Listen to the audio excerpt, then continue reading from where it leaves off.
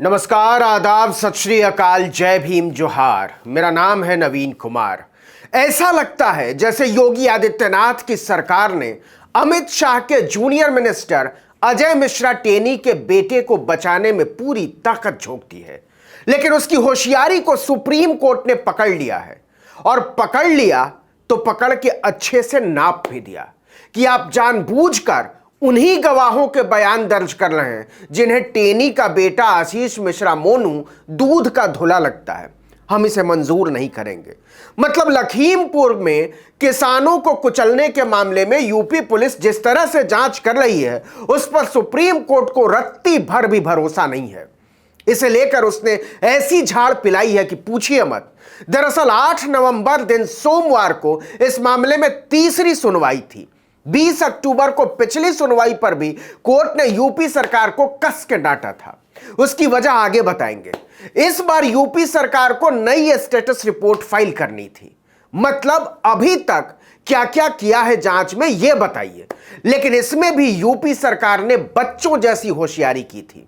नतीजा supreme court को कहना पड़ा कि 2 एफआईआर को ओवरलैप करके एक विशेष आरोपी को फायदा पहुंचाया जा रहा है। वो विशेष आरोपी कौन है इसे पूरी दुनिया जानती है, आप भी जानते होंगे।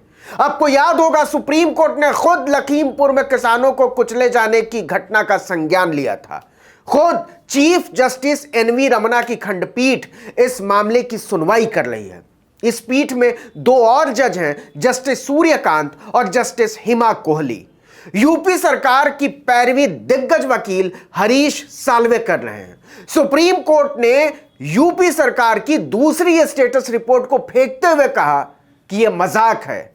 हम अब तक की जांच से बिल्कुल संतुष्ट नहीं हैं। अब हमें मजबूरी में इस जांच की निगरानी करवानी होगी। जस्टिस सूर्यकांत ने सुनवाई के दौरान टिप्पणी की, हमें यह कहते हुए दुख है कि एफआईआर संख्या 219 और 220 में घालमेल करके एक विशेष आरोपी को लाभ दिया जा रहा है। उन्होंने आगे जोड़ा, कहा जा रहा है कि एक एफआईआर में जुटाए गए सबूत दूसरे में इस्तेमाल किए जाएंगे। साफ लगता है कि ऐसा एक आरोपी को बचाने के लिए हो रहा है। दूसरी एफआईआर में एक तरह से सबूत इकट्ठा किए जा रहे हैं। इस पर हरीश साल्वे ने कहा कि अलग अलग जांच हो रही है। इस पर सीजेआई ने दोनों एफआईआर की अलग अलग जांच करने के निर्देश दिए।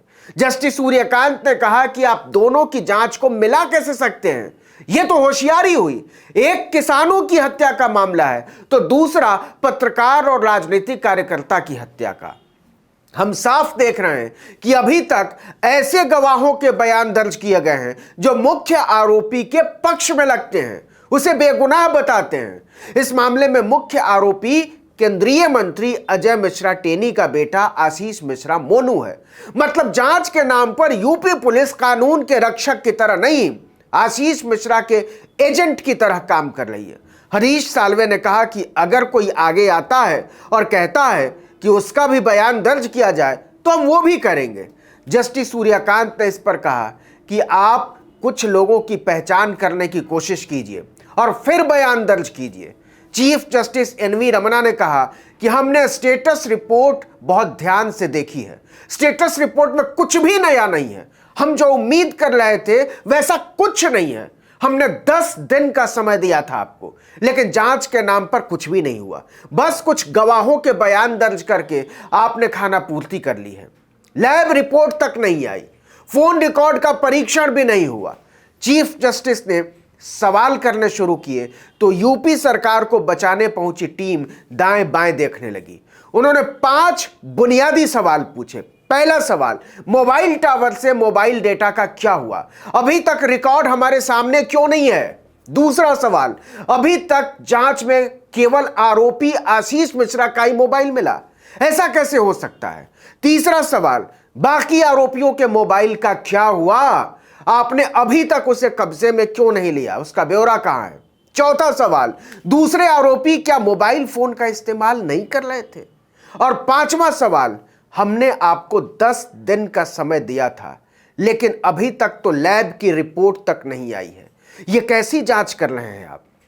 इस पर यूपी सरकार के वकील हरीश साल्वे ने कहा कि लैब ने 15 नवंबर तक रिपोर्ट देने को कहा है। कोर्ट ने कहा इस तरह से हम जांच को आपके भरोसे नहीं छोड़ सकते, हमें इस पर नजर रखनी होगी। हम चाहते हैं कि हाई कोर्ट के एक रिटायर्ड जज चार्जशीट दाखिल होने तक जांच प्रक्रिया की निगरानी करें। खंडपीठ ने सुझाव दिया कि पंजाब एवं हरियाणा हाई कोर्ट के पूर्व न्यायाधीश राकेश कुमार जैन या न्यायमूर्ति रणजीत सिंह को मॉनिटर नियुक्त किया जा सकता है। राज्य सरकार 4 दिन के भीतर इस पर अपनी राय हमारे सामने साफ करे। देखिए कि 26 अक्टूबर को पिछली सुनवाई हुई थी।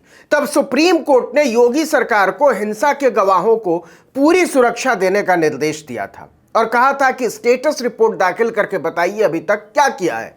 इसके अलावा कोर्ट ने हिंसा में पत्रकार रमन कश्यप और बीजेपी कार्यकर्ता श्याम सुंदर की हत्या की जांच पर भी अलग से स्टेटस रिपोर्ट दाखिल करने को कहा था। यूपी सरकार के वकील हरीश साल्वे ने कहा कि 30 गवाहों के बयान मजिस्ट्रेट के सामने दर्ज कराए गए हैं। इनमें से 23 चश्मदीद गवाह हैं, कुछ बाकी हैं जिनका बयान अभी दर्ज होना है। इसके बाद बेंच ने झाड़ लगाते हुए पूछा था कि लखीमपुर में रैली के दौरान हजारों किसान मौजूद थे और आपको सिर्फ 23 चश्मदीद गवाह मिले। हरीश साल्वे ने कहा कि हमने सार्वजनिक विज्ञापन देकर अपील की है कि जो भी चश्मदीद हैं वो सामने आए। याद कीजिए, राकेश टिकैत ने पहले ही कहा था कि इलाके में आशीष मिश्रा टेनी का आतंक ऐसा है कि कोई भी गवाही देने के लिए आसानी से सामने नहीं आएगा। चीफ जस्टिस ने कहा कि गवाहों की सुरक्षा हमारे लिए बहुत बड़ा मुद्दा है। पहली सुनवाई पर भी कोर्ट ने कहा था कि आपकी एसआईटी यह समझ सकती है कि सबसे कमजोर गवाह कौन से हैं और उन पर हमला हो सकता है। साल्वे ने भरोसा दिलाया था कि उन्हें सुरक्षा मुहैया कराई जा रही है। इसके पहले 20 अक्टूबर को सुनवाई हुई थी। कोर्ट ने कहा था कि इससे पहले ही स्टेटस रिपोर्ट दाखिल कर दीजिए, हम देखना चाहते हैं। लेकिन उत्तर प्रदेश की सरकार ने 20 अक्टूबर को सुनवाई से ठीक पहले रिपोर्ट दाखिल की। इस पर चीफ जस्टिस ने फटकार लगाते हुए कहा था कि यह कोई तरीका नहीं होता है। हम रात के 1 बजे तक आपकी रिपोर्ट का इंतजार करते रहे। अगर आप आखिरी मिनट में रिपोर्ट देंगे तो हम उसको कैसे पढ़ पाएंगे? आगे से ऐसा नहीं होना चाहिए। रिपोर्ट कम से कम 1 दिन पहले जमा कराइए। अदालत ने यह भी पूछा कि इस मामले में यूपी सरकार ने बाकी गवाहों के बयान क्यों नहीं लिए? आपने 44 में से अभी तक 4 गवाहों से ही पूछताछ की है, ऐसा क्यों? ऐसा लगता है कि यूपी पुलिस इस मामले की जांच से पीछे हट रही थी। इस छवि को आप ठीक कीजिए। मतलब 3 अक्टूबर से अभी तक यूपी पुलिस ने जांच के नाम पर शुद्ध मजाक किया है और इस बात का पूरा ख्याल रखा है कि आशीष मिश्रा का बेटा बेदाग और बेकसूर दोनों निकल आए। लेकिन सुप्रीम कोर्ट ने उसकी नीयत पकड़ ली है। फिर भी सवाल यही है कि जब सरकार और पुलिस ही हत्यारे को बचाने में पूरे सिस्टम को झोंक डाले तो क्या अदालत न्याय सुनिश्चित कर सकती है? इस वीडियो में इतना ही। लेकिन अगर आपने आर्टिकल 19 इंडिया को अब तक सब्सक्राइब नहीं किया है तो फौरन कर लीजिए। बेल आइकॉन दबाइए, घंटी जैसी आकृति, लाइक कीजिए और कमेंट करके बताइए हमारा वीडियो आपको कैसा लगा। नमस्कार।